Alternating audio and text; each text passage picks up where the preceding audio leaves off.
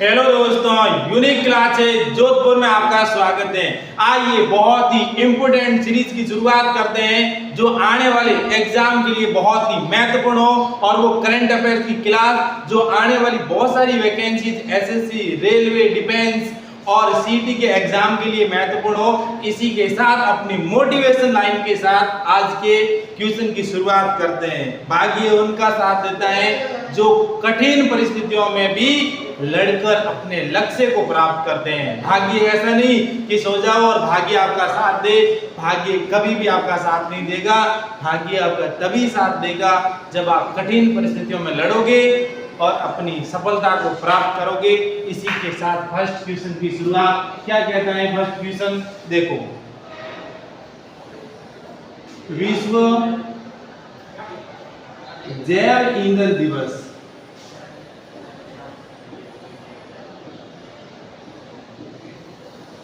कब मनाया जाता है?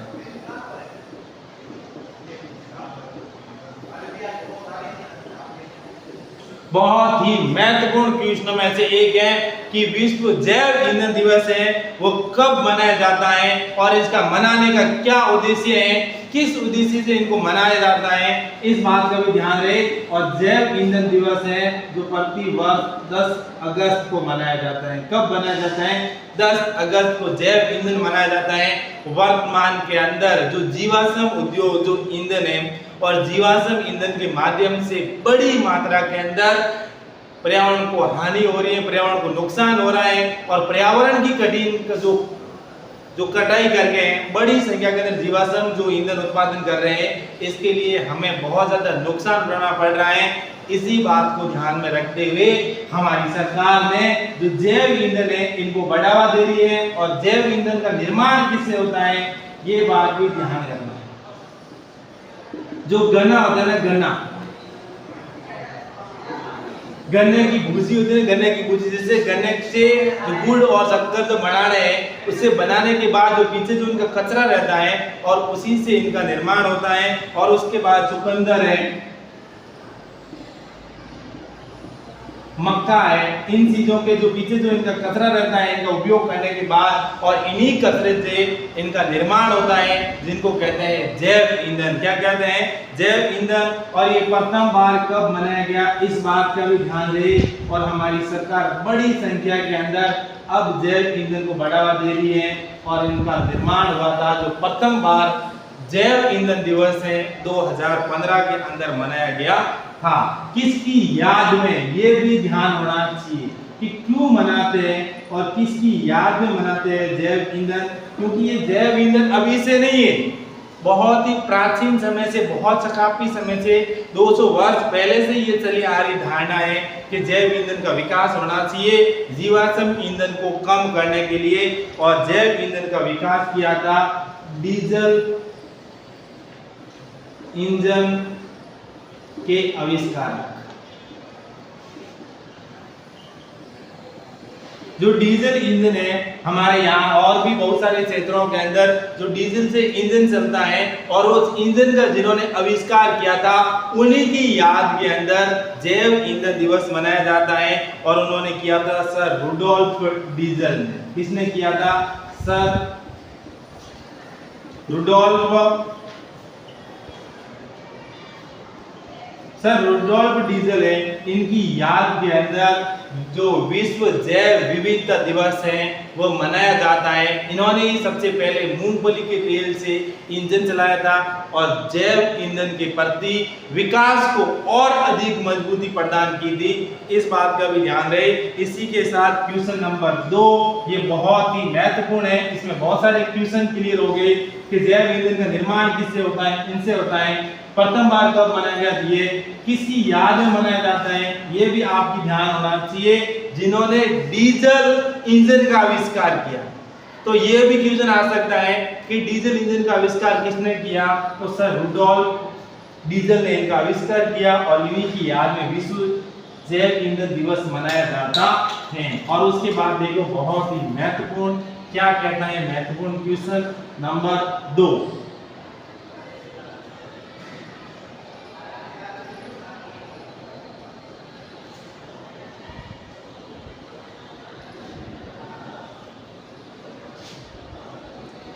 क्वेश्चन नंबर तो बहुत इंपॉर्टेंट है। Million designers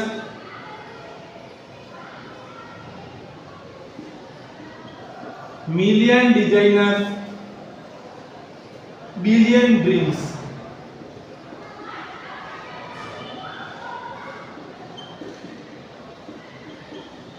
million designers billion dreams पहल की शुरुआत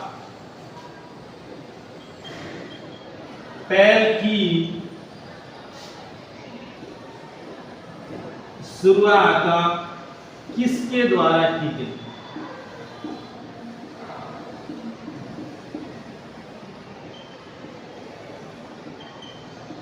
बहुत ही महत्वपूर्ण है।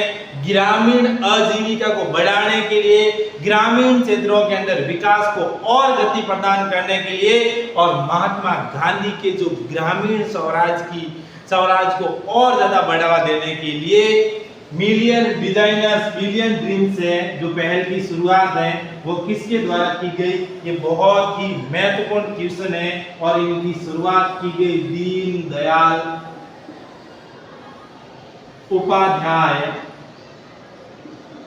दीनदयाल उपाध्याय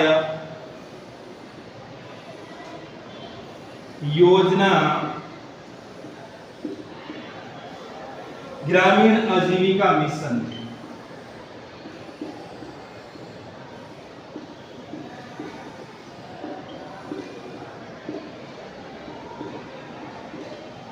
ग्रामीण आजीविका मिशन जो दीनदयाल उपाध्याय योजना के तहत एक योजना चलाई गई जिनका नाम है ग्रामीण आजीविका मिशन है। और इसी ग्रामीण आजीविका मिशन ने ग्रामीण क्षेत्रों को बढ़ावा देने के लिए, इनकी चुनौतियों को स्वीकार करने के लिए और उन चुनौतियों से निपटने के लिए और इनका विकास को बढ़ावा देने के लिए एक योजना शुरू की थी। मिलियन डिजाइनर बिलियन ड्रीम्स है और इनका क्या उद्देश्य है ये भी ध्यान में रखना चाहिए क्योंकि इनका क्यों हर कोई योजना शुरू होती है ना उसके पीछे उनका कुछ ना कुछ उद्देश्य होता है। तो इनका है जटिल सामाजिक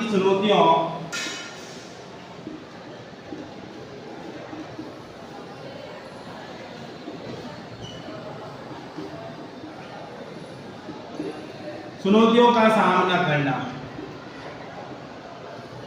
कि हमारे समाज के अंदर जितनी भी जटिल सामाजिक चुनौती है और उस जटिल सामाजिक चुनौती को सामना करना ही सबसे महत्वपूर्ण बात है और इन्हीं के द्वारा इनके विकास को और बढ़ावा देना और समाज के अंदर जितनी भी बाधाएं उत्पन्न हो रही है, विकास के अंदर स्किल्स के अंदर बाधाएं उत्पन्न हो रही है, उस विकास के आगे बढ़ाने के लिए इस प्रकार की पहल की गई है। और इसी के साथ बहुत ही महत्वपूर्ण क्वेश्चन अगला क्या कहता है महत्वपूर्ण क्वेश्चन और क्या उद्देश्य है महत्वपूर्ण क्वेश्चन का, इस बात का भी ध्यान रहे। और इसी के साथ देखो क्वेश्चन नंबर 3,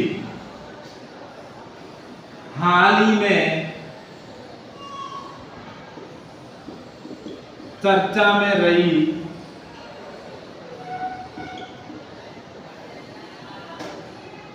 कवच 4.0 क्या है? बहुत ही महत्वपूर्ण क्वेश्चन है। अगर ये आप रेलवे या डिफेंस या किसी एसएससी की तैयारी कर रहे हो तो ऐसे क्वेश्चन बहुत ही सीधे आने की संभावना है कि हाल ही में चर्चा में रही कवच 4.0 क्या है। तो कवच क्या है? 2 ट्रेनों, 2 या 2 से अधिक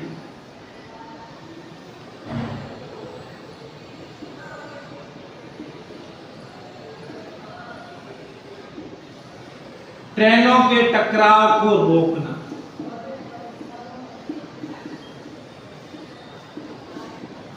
टकराव को क्या करना?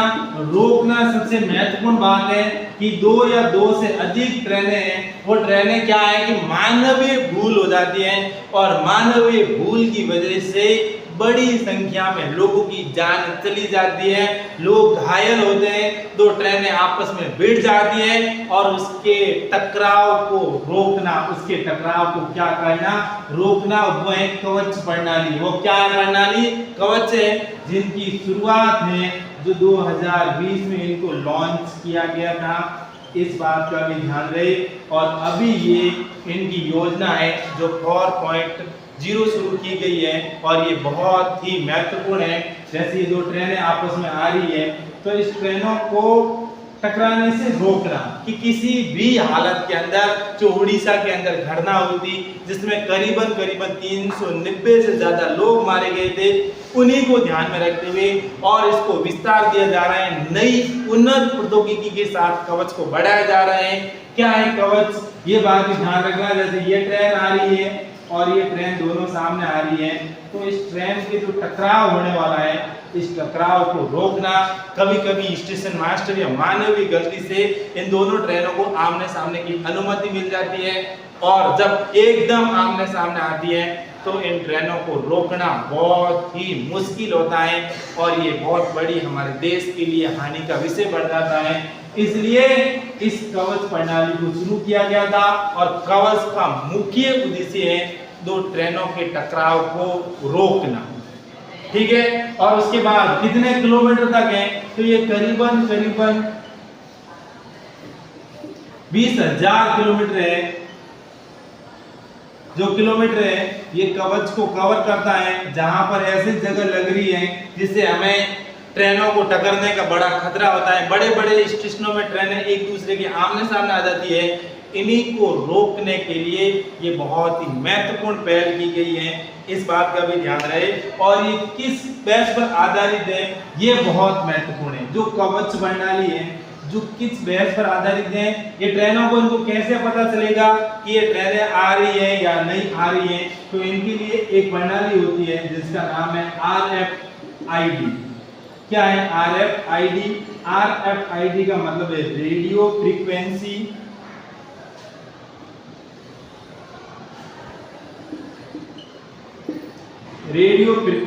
आइडेंटिफिकेशन।